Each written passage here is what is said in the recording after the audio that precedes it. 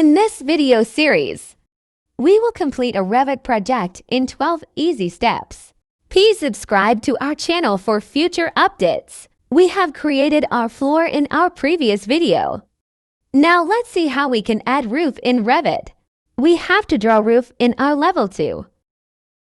Go to Properties browser and double-click on level 2 to open it. We can see that our walls have grayed out.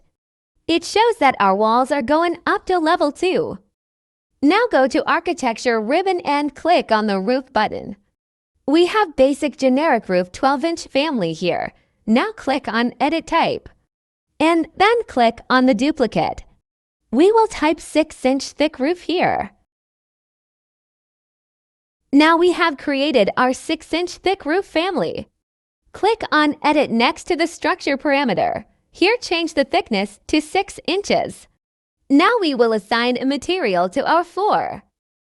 Select Concrete Cast in Place Gray as material and press OK. Our 6-inch thick roof family is ready.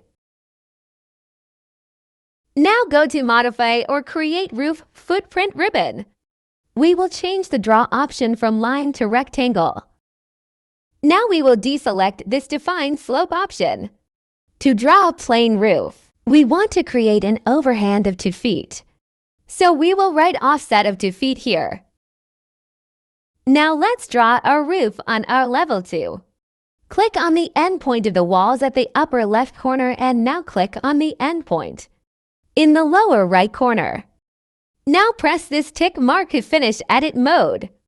Once we press the Finish Edit Mode button, we can see that a roof has been created in our project. We added an offset of 2 feet, so this overhang has been created. Now our roof is ready.